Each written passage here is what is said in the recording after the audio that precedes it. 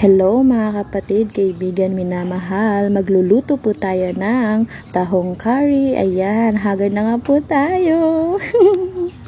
Yan. So ngayon, napainit ko na po ang aking kawali at nagsunod tayo maglagay ng mantika. Sunod naman po natin nilagay ang bawang. Ayan. Lutuin lang po natin siya ng konti hanggang sa mag-brown. Ayan. Pa-brown lang natin ng konti at pagkatapos isunod naman po natin ang sibuyas. Ayan, nalagay na po natin ang sibuyas tulad ng bawang, palulutuin lang natin siya ng konti. Ayan, hindi ko alam bakit may bula. Sa mantika po.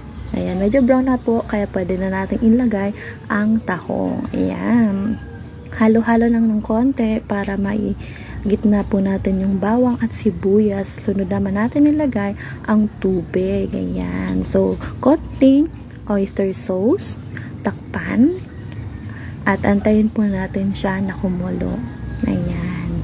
Pakuluin lang po natin. Ayan, hanggang sa kumulo na siya. Malapit na siyang maluto. Buksan nga natin at tignan kung pwede na natin ilagay ang sauce. Ang curry sauce. Ayan. Curry powder pala. Halatang hindi sanay. Anyways, ayan po, nalagay na natin. Sige, haluin lang po natin ng mabuti hanggang sa lahat ay malagyan. Ayan, konting halo pa, day. Okay, ayan, sige, halo sana ng halo. Boom, boom, boom, boom, boom, boom, boom, boom, boom, boom, boom, boom.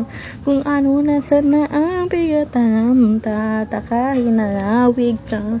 Video nita, pautro-utro na sana ang halo-halo, buda pa kulo-kulo. Ayan, halani na siguro ini. Namitan taning diit, tikman nga natin.